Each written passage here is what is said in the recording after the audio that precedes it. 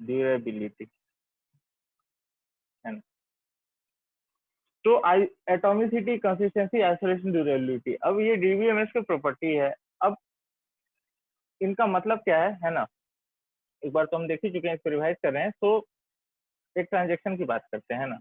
Let us talk about a transaction.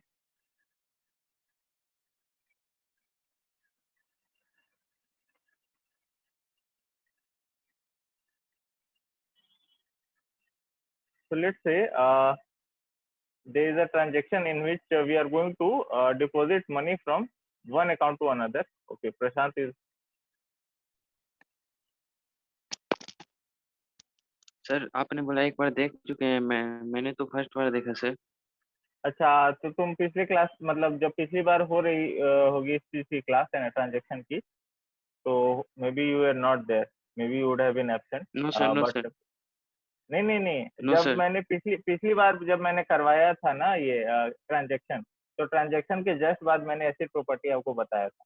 ठीक है, कोई बात नहीं, अगर नहीं देखा तो फिर से हम देख लेंगे। मैं कोई ओके, ऐसा इस ओके सर। पूर्वाग्रह से नहीं पढ़ा रहा हूँ कि आप लोगों को सब याद नहीं होगा। It's an okay online class sir. Obviously. और आज ही मैं 2-3 बार ओके आपको रिवाइज करवा दूंगा, तो don't worry. Okay. Okay,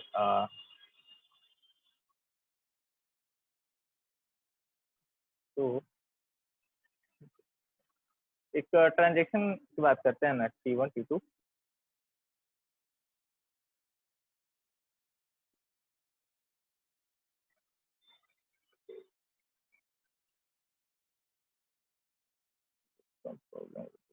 yes, अच्छा, एक ट्रांजेक्शन की हम बात कर रहे हैं ना। मान लो कि एक अकाउंट है ना, एक अकाउंट है ए और बी का, ए और बी, है ना। मान लो कि ए से बी में है ना पैसा ट्रांसफर हो रहा है ना। तो ए से बी में ट्रांसफर करने के लिए पैसा क्या क्या स्टेप हमने बताया। सबसे फर्स्ट रीड ऑफ ए करते हैं ना, ए का अकाउंट हम रीड करते हैं, है ना। और उसके बाद हम क्या करेंगे, मैथमेटिकल या अरिथमेटिकल ऑपरेशन, 50 रुपए इधर काट के उधर भेजने हैं ना। तो ए इक्वल टू क्या करना है, एक अरिथमेटिक ऑपरेशन होगा, ए इक्वल टू ए माइनस 50। तीसरा स्टेप, अब तीसरा स्टेप इस साइड कुछ नहीं होगा, अब इधर होगा, है ना, बी की तरफ होगा, है ना। तो इधर ए वाला साइड, ए वाला काम इधर कर रहे हैं, बी वाला काम हम इस तरफ कर रहे हैं। ठीक है, ठीक है। तीसरा स्टेप क्या है कि हम बी का अकाउंट रीड करेंगे, है ना। और उसके बाद बी में अरिथमेटिकल चेंज करेंगे, क्योंकि ए का काट के जो है हम अपने पास तो रखेंगे नहीं, बी के अकाउंट में डालेंगे। तो चौथा स्टेप क्या होगा कि हम बी का अकाउंट पे अरिथमेटिकल ऑपरेशन करेंगे, उसमें +50 कर देंगे। ठीक है। पांचवा क्या होगा, पांचवा ये कि हम ए का अकाउंट अपडेट करेंगे, और फिर छठा ये होगा कि हम, है ना, right of A, W A मतलब राइट ऑफ ए, और डब्ल्यू बी मतलब क्या होगा, राइट ऑफ बी।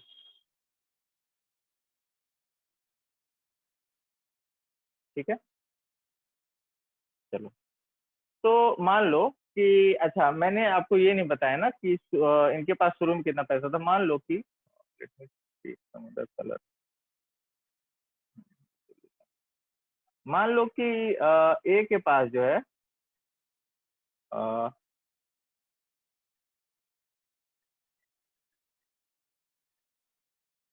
हाँ, अब आ जाएगा। मान लो कि ए के पास 100 रुपए थे अकाउंट में, है ना। और बी के पास थे शुरू में कितने, 300, है ना। तो ए के पास था 100 और बी के पास कितना था, 300। उसके बाद क्या हुआ कि 50 रुपया इधर से निकाल के हमने उस तरफ कर दिया, है ना। अब मान लो, मान लो कि यहाँ पे है ना ए से 50 रुपया काटा, है ना। मैंने क्या बोला कि एक के बाद एक ये सारे स्टेप चल रहे हैं, है ना? मान लो कि इस स्टेज पे, है ना, इस स्टेज पे, सॉरी रेड कर देता हूँ। इस स्टेज पे मान लो क्या हो जाता है कि अचानक से लाइट चली जाती है ना, जनरेटर उड़ गया, और फेलियर हो गया। यहाँ पे हो गया पावर फेलियर दूसरे स्टेप के बाद। तो हमने तो 50 रुपए काट लिए और अभी बी में डाला ही नहीं, तो पैसा तो गायब हो गया। तो ऐसा नहीं होता है, क्योंकि एक डेटाबेस में ट्रांजेक्शन में क्या प्रॉपर्टी होती है, एटॉमिसिटी की प्रॉपर्टी होती है। एटॉमिसिटी कहता है, मैं नीचे लिख देता हूँ,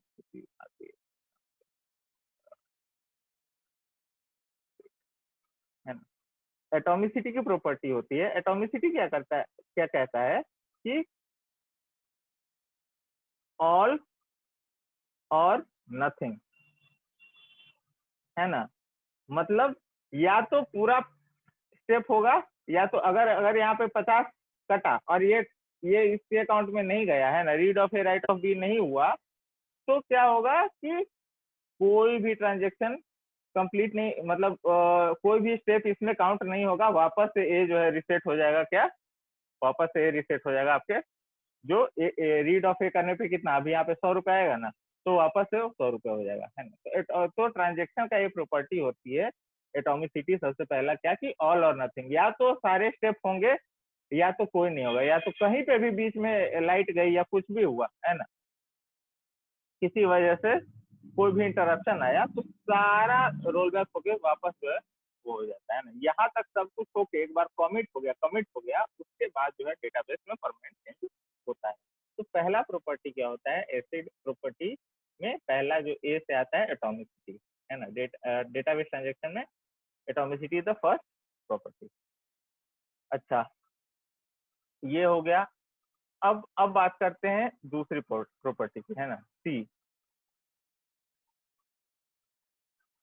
सी से क्या है लिखा हुआ हमने, सी से लिखा हमने कंसिस्टेंसी। कंसिस्टेंसी का क्या मतलब होता है, जब, अच्छा ये ट्रांजेक्शन हमने कर लिया ना, 50 रुपए काट के। अच्छा, मैं बोला था शुरू में, है ना, कि ए का जो इनिशियल, ए के अकाउंट में इनिशियली 100 रुपए थे और बी के अकाउंट में इनिशियली 300 रुपए थे।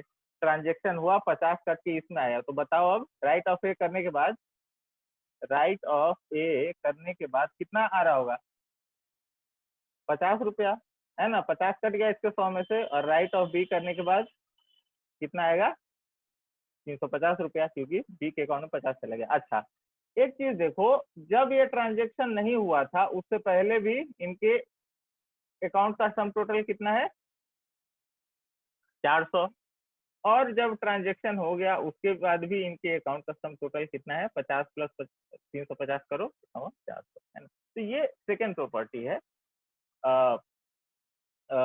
ट्रांजेक्शन की, है ना, कि जब भी जो है एक ट्रांजेक्शन कंप्लीट होगा, तो उसमें ट्रांजेक्शन से पहले वाली जो अवस्था थी, वो अवस्था, वो जो कंसिस्टेंसी है ना, सम टोटल जो होगा दोनों अकाउंट का, वही जो है बाद में भी होना चाहिए। कुछ कोई चीज जो है गायब नहीं हो जानी चाहिए, है ना। पहले अगर दोनों अकाउंट में टोटल मिला के इतना रुपए था, है ना, 400 रुपए था, तो ट्रांजेक्शन के बाद क्योंकि हमने कुछ किया नहीं, यहाँ से निकाल के उधर डाला है, तो भी टोटल 400 ही आना चाहिए, है ना।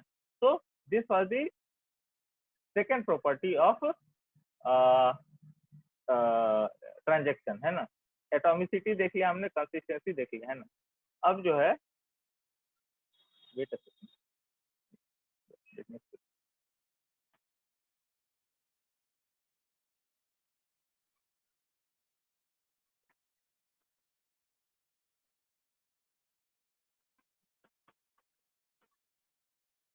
Hold on.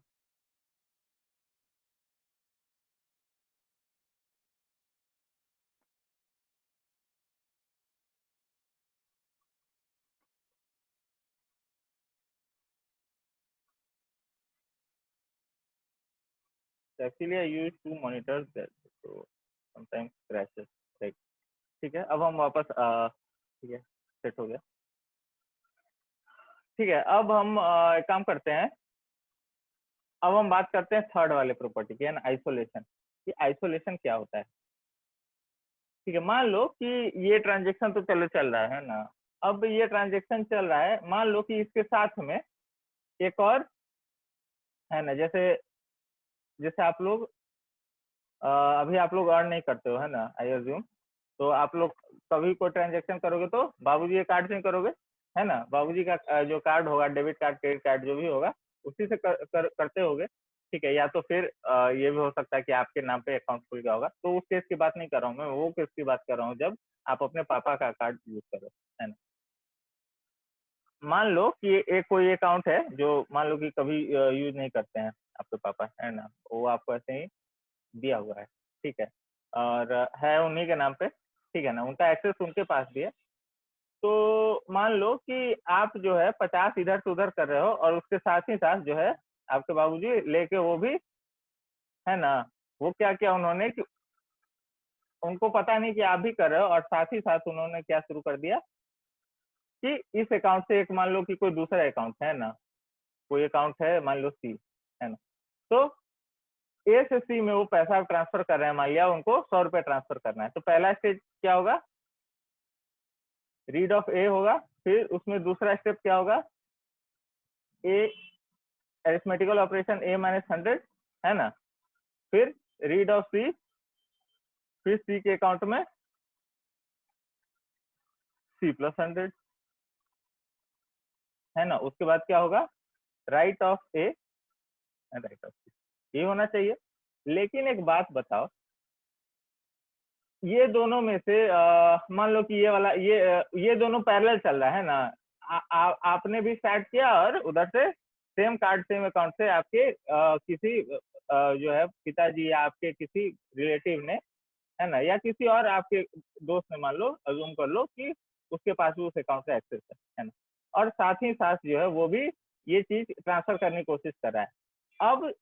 अब जैसे ही मान लो कि ये वाला जो है आपका वाला जो आप कर रहे थे 50 रुपए इधर से उधर, है ना, उस अकाउंट मान लो 100 रुपए, तो 50 रुपए आप इधर से उधर कर रहे हो, ये वाला हो गया, तो इसमें क्या आ जाएगा, क्या आ जाएगा मैसेज कि ट्रांजेक्शन फेल, है ना। ये ट्रांजेक्शन तो इस यहाँ तक जाना चाहिए था, लेकिन ये फेल हो गया, है ना। वो अब जो है आपका फ्रेंड या जो आपके रिलेटिव क्या बोल रहे हैं कि अरे भाई अभी तो मेरे को 100 रुपए दिख रहा था, है, अब मैं 100 रुपए भेजना चाह रहा हूँ तो क्यों नहीं जा रहा ट्रांजेक्शन कैसे। तो इसी चीज को, तो ये यहाँ पे क्या हुआ, यहाँ पे आपको क्या दिखा कि आइसोलेशन नहीं हुआ यहाँ पे, है ना, देर इज नो आइसोलेशन यार। आइसोलेशन होता अगर तो ये वाला जो है स्टेप स्टार्ट नहीं होता, है ना। तो डेटाबेस ट्रांजेक्शन में जो है वो प्रॉपर्टी अगली है, वो क्या है, आइसोलेशन की। आइसोलेशन मतलब जब तक एक ट्रांजेक्शन चल रहा है तब तक दूसरा ट्रांजेक्शन जो है वो नहीं हो सकता है ना। आप जब तक एक ट्रांजेक्शन कर रहे हो तब तक दूसरा ट्रांजेक्शन नहीं हो सकता है। ये एक डेटाबेस ट्रांजेक्शन की प्रॉपर्टी है ना। तो जैसे ही ये अपडेट होगा उसके बाद फिर ये रीड ऑफ ए में दिखा देगा कि अब अकाउंट में 85 रुपए हैं, तो आप देख लीजिए आपको क्या करना है, ठीक है। तो two transactions cannot go all together. There is isolation between transaction. That is the third property of transactions in DBMS. I hope I am clear up until this point। और अब जो है हम लोग लास्ट प्रॉपर्टी की तरफ चलते हैं, वो है क्या, durability,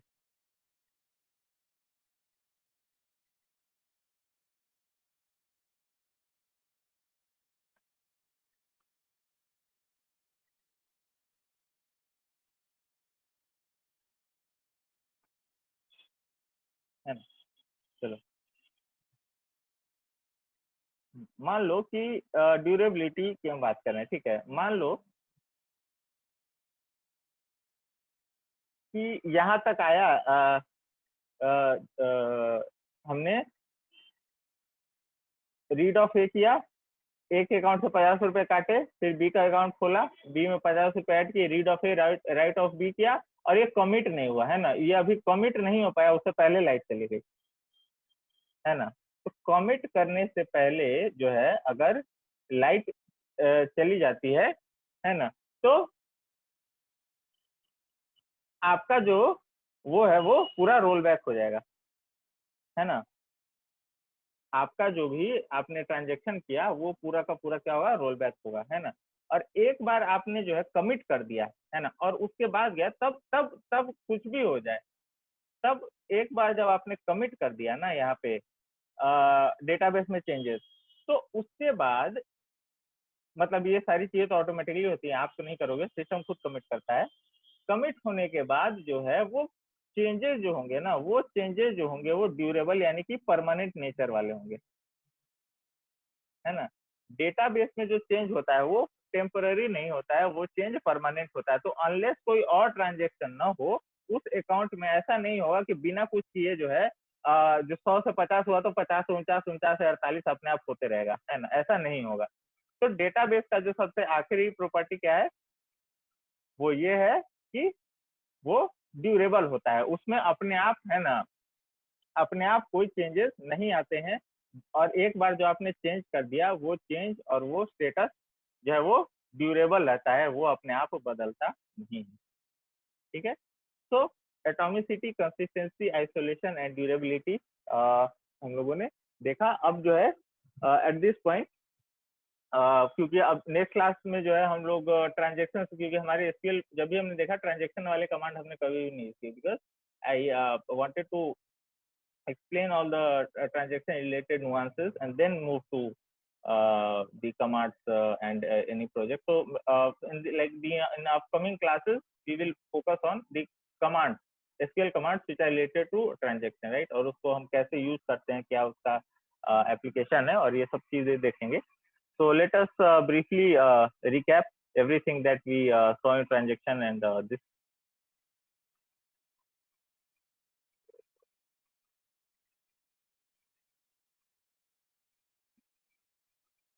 Let me switch. Okay.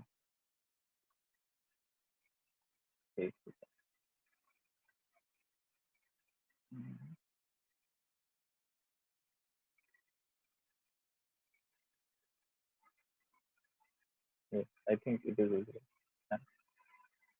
ठीक है, तो क्या क्या देखा हमने ट्रांजेक्शन में कि transaction is a set of logically related operation, है ना. लॉजिकली रिलेटेड ऑपरेशन का एक सेट होता है, it contains group of task, है ना. एक ट्रांजेक्शन को करने के लिए क्या हमने क्या किया, अभी अभी अभी एक ट्रांजेक्शन किया ना, तो 6 हमने टोटल टास्क किए. रीड किया ए का अकाउंट, ए में से 50 घटाया, फिर बी का अकाउंट रीड किया, फिर 50 ऐड किया, और फिर, है ना, so on and so forth हमने राइट ऑफ ए करके कमिट किया. तो ये these are the set of task that must happen for a transaction to complete, है ना. एक ट्रांजेक्शन को होने के लिए कुछ कुछ टास्क जो है वो होना जरूरी है. वही एग्जांपल में यहाँ पे हमने लिया है कि सबसे पहले क्या लिखा हुआ कि transaction is an action. So let me zoom it, थोड़ा अभी दिख नहीं रहा होगा, बहुत ज्यादा हो गया, कितना काफी है. तो कहता है कि a transaction is an action और series of action, it is performed by single user to perform operations for accessing the content of database, है ना. डेटाबेस के जो भी से रिलेटेड ऑपरेशन है ना, to perform those there is a transaction. तो आपको एक्सेस करना जरूरी है ना. इसीलिए बिना एक्सेस, इसीलिए हर बार क्या हो रहा है, अकाउंट में पैसा इधर से उधर करने से पहले रीड करना है, पहले रीड करके बैलेंस चेक किया जा रहा है, उसके बाद अरिथमेटिकल ऑपरेशन किया जा रहा है ना. तो first thing is accessing the account. Example में यहाँ पे क्या लिखा हुआ कि suppose a bank employee, an employee, हाँ ये ई से, तो it should be an. Suppose an employee of bank transfer 800 from X account to Y account. This small transaction contains several low level task, है ना. तो वही बात कि 800 रुपए अगर एक अकाउंट से दूसरे अकाउंट में ट्रांसफर करने हैं तो कई सारे स्टेप्स इन्वॉल्व है ना. पहले उसका अकाउंट खोलो, ओल्ड बैलेंस रीड करो, एक के बैलेंस से 800 घटाओ, और फिर उसका बैलेंस अपडेट करो, अकाउंट क्लोज करो, है ना. ये ओपन और क्लोज वाला मैं नहीं दिखाया बिकॉज हमारा अभी ऑब्जेक्टिव जो था वो ऐसी प्रॉपर्टी की तरफ था, सिर्फ हम लोग नहीं देखे. फिर वाई का अकाउंट क्या होता है, तो वाई का अकाउंट पहले खुलेगा, फिर उसमें पुराना बैलेंस उसका चेक किया जाएगा. फिर क्या होगा, फिर उसमें जो 800 रुपये हमने काटा था, है ना, वो अरिथमेटिकल ऑपरेशन जो एक्स के लिए किया 800 रुपये काट के, वैसा ही अरिथमेटिकल ऑपरेशन वाई के लिए किया जाएगा 800 रुपये ऐड करके, है ना. और फिर बैलेंस जो है वो अपडेट कर दिया जाएगा और अकाउंट को क्लोज कर दिया जाएगा. तो ऑपरेशन क्या हमने देखा, 2 ऑपरेशन तो अभी अभी देखा कि रीड और राइट, है ना. कि रीड में क्या करते हैं हम, जो जो भी वैल्यू है, we focus on that. So it says कि read operation is used to read the value of x from database and stores it in the buffer, in a buffer in main memory, है ना. तो अगर मैं बात करूं आपके CPU और उसके पार्ट्स और उसकी यूसेज की अभी, तो ये सारी चीजें जो होती है ना, एक बार आपका ट्रांजेक्शन शुरू होता है है ना, इधर से कटा रीड किया, ये सारी चीजें रैम के अंदर होती हैं। ये सारे चेंजेस आपके कंप्यूटर के रैम में होते हैं। अभी 50 रुपया काटा और उसमें से अभी ऐड ये सब हो रही है, सारी चीजें अभी रैम में हो रही है। एक बार जब वो कमिट हो गया ना, एक बार जब कंप्लीट हो गया ट्रांजेक्शन, तब आपके परमानेंट स्टोरेज में चेंजेस आते हैं।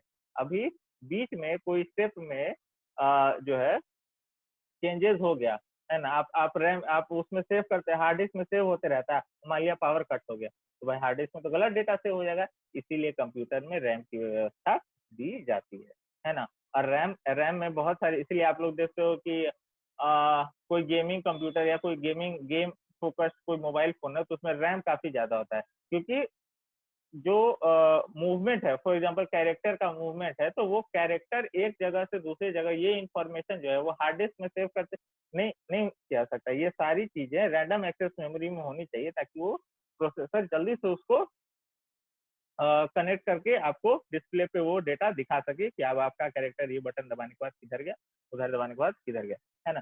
तो रैम का यही यूज होता है, रैम बफर मेमोरी है। और यहाँ पे भी हमने ट्रांजेक्शन में हम यही देख रहे हैं कि जब तक ट्रांजेक्शन कंप्लीट नहीं होता है, सारी चीजें जो है वो मेन मेमोरी में होती, मेन जो रैम की मेमोरी है उसी में होती रहती है, बफर मेमोरी में। Write of X, write operation is use to write the value back to the database from the buffer, है ना। राइट ऑपरेशन क्या करता है कि जो हमने ट्रांजेक्शन हो गया तो अब चेंज जो है वो उसको परमानेंट कमिट करना है, तो कमिट करने से पहले अपडेट तो करना जरूरी है, तो वो चीज राइट से हो जाता है ना। वही कह रहा है उसके आगे फिर से एक एग्जांपल है, let's take an example to debit transaction from an account which consist of following operation, है ना।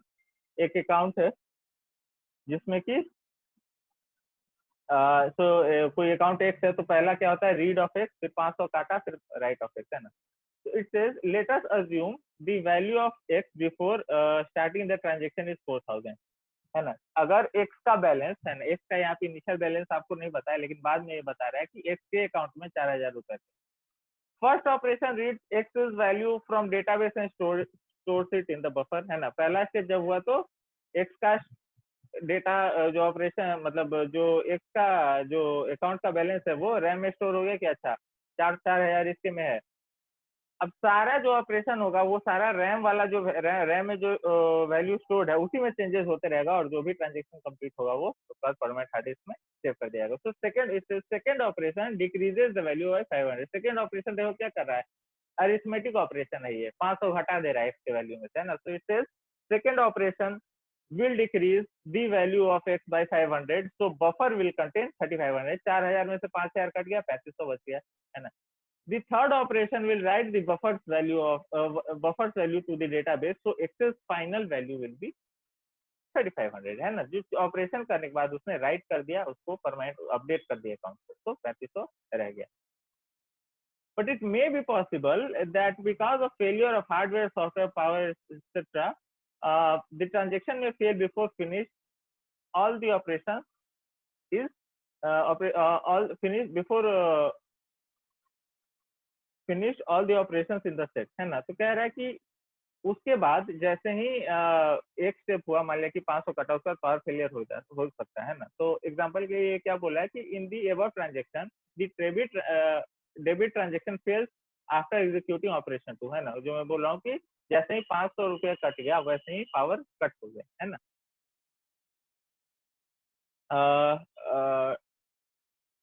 The debit transaction fails after executing operation 2, then the excess value will remain 4000 in the database, which is not acceptable by the bank. To solve this problem, we have important operation from it. It is used to save the work permanently and दूसरा rollback, है ना, to undo the work done। तो यहाँ पे अगर power failure हुआ, है ना, तो अगर पैसे अगर आपके हाथ में आ गए तो इसका मतलब वो ट्रांजेक्शन कंप्लीट हो गया है ना, वो कमिट कर चुका है। लेकिन पैसे अगर आपके हाथ में नहीं आए हैं तो everything will B roll back, है ना। वो वापस जो है जो 4000 पहले था वो हो जाएगा। लेकिन पैसे आपके हाथ में भी आ जाए, है ना, और बैंक का अकाउंट भी 4000 के 4000 ही रह जाए, बैंक इसको जो है टॉलरेट नहीं कर सकता है, it is not acceptable by the. तो इसीलिए कॉमिट ऑपरेशन होता है जब जैसे ही सब सारी चीजें जो हो जाती हैं, जैसे ही ट्रांजेक्शन कंप्लीट हुआ फटाफट जो है कॉमिट होता है कि आप इसको परमानेंट करो, रैम से निकालो और इसको हार्ड डिस्क में डालो, परमानेंट करो इसको। ट्रांजेक्शन प्रॉपर्टी, ट्रांजेक्शन की प्रॉपर्टी हमने अभी भी देखी है ना, we are briefly looking into it. Says atomicity, consistency, isolation, durability, right. तो atomicity means either all, successful और नन।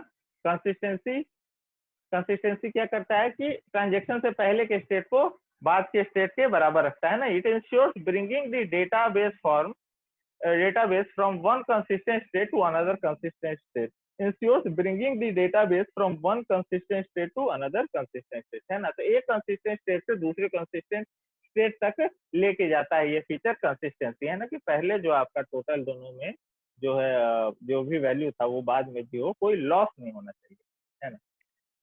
ड्यूरेबिलिटी, अच्छा आइसोलेशन देखा, फिर कोई बात नहीं, आइसोलेशन देख लेते हैं। It says ensures that transaction is isolated from other transaction, है ना। एक ट्रांजेक्शन जो है दूसरे ट्रांजेक्शन से अलग होना चाहिए, है ना। एक साथ जो है दो ट्रांजेक्शन एक ही साथ नहीं होना चाहिए, है ना। पैरेलल और सीरीज में आप लोग, है ना, आप लोगों ने 11th-12th फिजिक्स में पढ़ा होगा, सीरीज और पैरेलल। रजिस्टर जो है वो सीरीज में हम लगा सकते हैं और पैरेलल में लगा सकते हैं, है ना। रजिस्टर, कैपेसिटर, बैटरी जो भी है।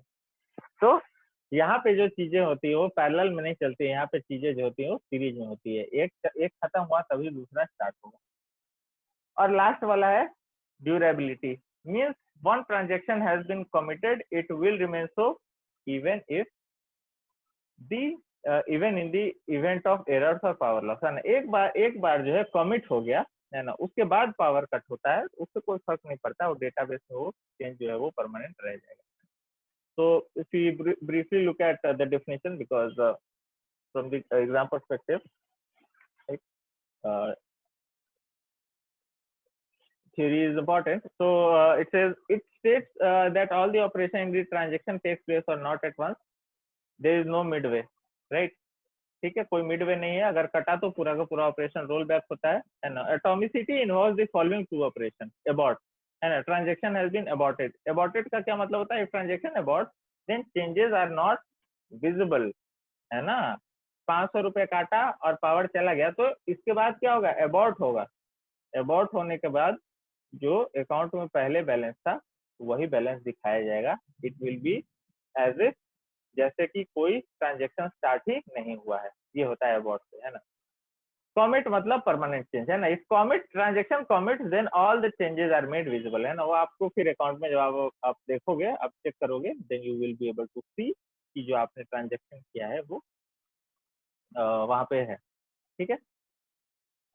फॉर एग्जाम्पल, है ना, ये एग्जाम्पल अभी हमने किया था। तो इट सेज लेट्स अज्यूम, एक बार फिर देख लेते हैं, right. Says let's assume the following transaction consisting T1 and T2, A consists of 600 and B consists of 300, है ना। तो मैं जब आपको समझा रहा था तब जो है बताना भूल गया बैलेंस, बट यहाँ पे है, तो it will again give you same idea. It says A consists of 600 and B consists of 300. Transfer 100 from account A to B, है ना। 100 रुपए जो है एक अकाउंट से, एक अकाउंट में 600 रुपए, बी के अकाउंट में 300, तो एक अकाउंट से 100 रुपए काट के बी के अकाउंट में डालने हैं। तो क्या होगा? पहले ए का अकाउंट रीड करेगा, 100 रुपए काटेगा, फिर ए का अपडेट, है ना। बी का अकाउंट रीड किया, बी में बैलेंस जो है 100 रुपए ऐड किया, फिर write of B. After the completion of transaction, तो ये y नहीं होना चाहिए, this should be b।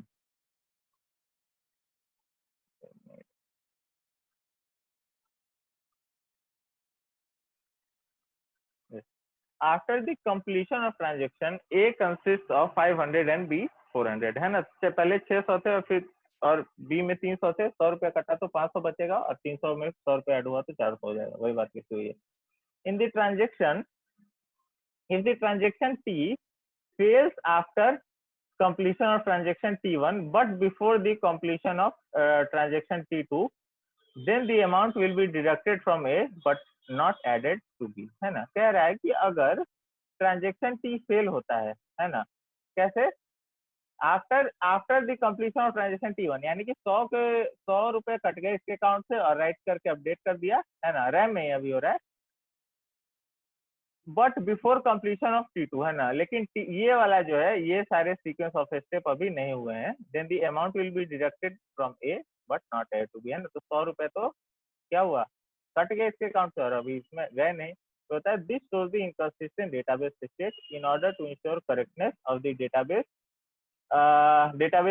State the transaction must be executed in entirety, है ना। तो टू इंश्योर करेक्टनेस क्या बोल रहा है कि ट्रांजेक्शन इंटायरिटी में एग्जीक्यूट होना चाहिए, यानी कि पूरा, इंटायरिटी मतलब पूरा होता है ना, तो ट्रांजेक्शन पूरा होना चाहिए तो ही जो चेंजेस होंगे वो परमानेंट होंगे, अदरवाइज सारा ऑपरेशन रोल बैक हो जाएगा, everything will be aborted. Consistent, for consistent, what's the definition? It says integrity constraints are maintained so that the database is consistent before and after the transaction, है ना। Integrity constraint मतलब पहले जितना था वो balance जो है बाद में होना चाहिए combined. Execution of transaction will leave database in either its prior stable state और new stable state. The consistent property of database state that every transaction sees consistent database instance, है ना। तो कह रहा है कि कंसिस्टेंट प्रॉपर्टी इस बात को इंश्योर करता है ना, कि सारे इंस्टेंस, है ना, यानी कि ट्रांजेक्शन से पहले वाला जो स्टेट है और ट्रांजेक्शन के बाद वाला जो स्टेट है उसमें कोई लॉस नहीं हो रहा है। The transaction is used to transform the database from one consistent state to another state. Same thing it is written again. For example, the total amount, है ना, वही जो अभी हमने ऑपरेशन किया उसकी बात कह रहा है ये, कि अभी जो है 600 रुपए थे एक के अकाउंट में और दूसरे अकाउंट में 300, तो टोटल बैलेंस 900। उसके बाद एक ऑपरेशन हुआ, है ना, 100 रुपए जो है ए के अकाउंट से काट के बी के अकाउंट में दिए गए, तो 500 और 400 बचे, तो ये भी 900 और बाद में भी 900। तो दिस इज अबाउट कंसिस्टेंसी, है ना, कि पहले भी 900 है और बाद में भी 900, तो कोई भी वैल्यू का लॉस नहीं हुआ, है ना। ये एक अलग इंस्टेंस है, अभी ट्रांजेक्शन नहीं हुआ, और ये ट्रांजेक्शन के बाद का इंस्टेंस है। दोनों इंस्टेंस, दोनों मोमेंट्स पे जो है वैल्यू का सम टोटल है। Therefore, the database is consistent in the case when T1 completed but T2 fails, then inconsistency will occur, है ना। कह रहा है कि अगर जो है T1 हो जाता है लेकिन T2 नहीं होता है तो क्या होगा, तो ये 500 हो जाएगा, 100 से 500 हो गया, और लेकिन ये तो 300 का 300 ही रहेगा, इसमें तो पैसा बढ़ा ही नहीं 100 रुपए, तो इनकंसिस्टेंसी आएगा ना। तब क्या होगा कि ट्रांजेक्शन से पहले तो भाई टोटल 900 रुपए था, अब ट्रांजेक्शन जैसे स्टार्ट किया तो कितना बचा, 800, 100 रुपया गायब हो गया, है ना, 100 रुपए गायब हो गया, तो ये इनकंसिस्टेंसी है। तो ये बोला है कि अगर एक बीच में फेल होता है और जो चीजें हैं एटॉमिसिटी उसका वो प्रॉपर्टी अगर नहीं होती तो इनकंसिस्टेंसी रहता है।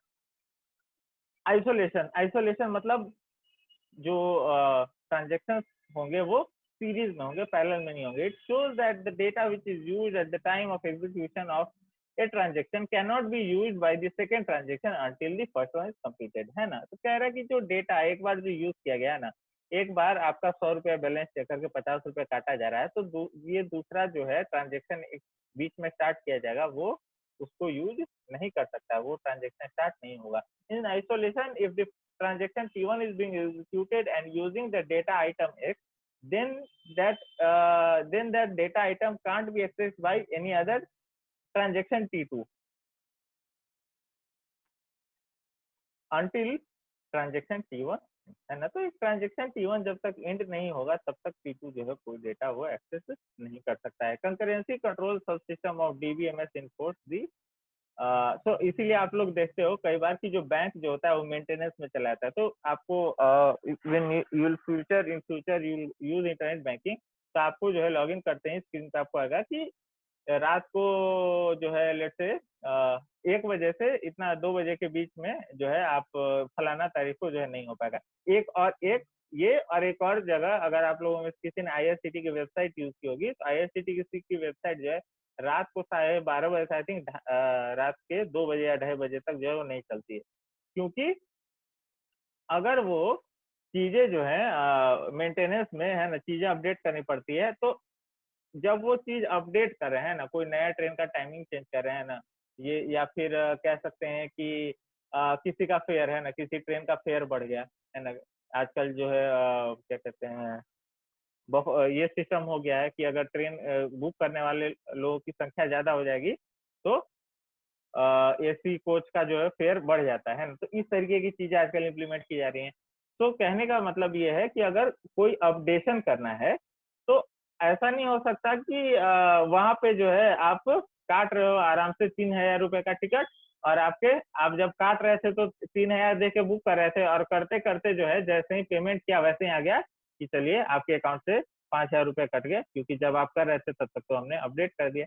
तो भाई ये तो आप बोलोगे ये तो धोखा हो गया मेरे साथ, है ना। तो यही चीज जो होता है आइसोलेशन इसको रोकता है, इसीलिए आपको बताया जाता है कि रात को 12:30 बजे से लेके 2 बजे तक जो है आईआरसीटीसी की वेबसाइट बंद रहे, क्योंकि उनको कुछ कुछ ट्रेन के रूट में चेंजेस करना है, कुछ कुछ ट्रेन के फेयर में चेंजेस करना है, किसी ट्रेन को बंद करना है, आजकल तो बंद ही हो रही है बिकॉज ऑफ कोविड, है ना। तो ये सारे चेंजेस जो है उनको करने के लिए वो अलाउ नहीं कर सकते हैं आपको कि साथ के साथ आप टिकट काटते रहो और पता चले कि ट्रेन तो उस जगह आप जा ही नहीं रही है जहाँ के लिए आपने टिकट ले लिया है इस ट्रेन का, है ना। तो इन सारी चीजों को हटाना है। तो and and I am not just, मैं कोई क्या कहते हैं एक पैरेलल, मतलब मैं एक डिफरेंट वर्ल्ड का एग्जांपल नहीं ले रहा हूँ, मैं एक्चुअल में ये डीबीएमएस एसक्यूएल के ही कारण ऐसा होता है कि वो नहीं अलाउ कर रहे हैं, बिकॉज वो कंसिस्टेंसी रेलवे के डेटाबेस, जो डेटाबेस मैनेजमेंट सिस्टम है वहाँ पे, उसमें जो है उसमें जो है ट्रांजेक्शन की प्रॉपर्टी वो फॉलो उनको करनी है ना। So so that was about the isolation part, and I think last one is durability, है ना। ड्यूरेबिलिटी जो है वो चेंज की परमानेंट नेचर का होना चाहिए, है ना। तो durability property is used to indicate the performance of database consistent state, it states that the transaction made are having permanent changes, है ना। They cannot be lost by erroneous operation of a faulty transaction or by system failure, है ना। तो अगर आपने एक change permanent कर दिया, है ना, तो सिस्टम फेलियर से या फिर कोई ट्रांजेक्शन के फेल होने से वो चेंज उसमें कोई चेंज आना नहीं चाहिए, है ना। जो पहले स्टेट में था और वो बाद के स्टेट में रहना चाहिए। रिकवरी सब system of DBMS has the responsibility of recovery subsystem of DBMS has the responsibility of durability property, है ना। तो रिकवरी एक सॉफ्टवेयर होता है कंप्यूटर में या सर्वर्स में इंस्टॉल होता है, वो रिकवर आपको करके दे देगा जो पहले आपका स्टेज था, उस चीज में वो वापस लेके आ जाता है। तो रिकवरी का सॉफ्टवेयर आता है। रिकवरी सॉफ्टवेयर क्या करता है, बेसिकली एक हार्ड डिस्क में आपके एक बैकअप रखता है, तो it is just like a backup. जैसे आपको व्हाट्सएप में बैकअप का फीचर मिलता है, उसी तरीके का एक बैकअप का फीचर सर्वर में होता है, और रिकवरी मैनेजर नाम का एक सॉफ्टवेयर जो है वो इस चीज को इंश्योर करता है कि डेटा जो है ड्यूरेबल।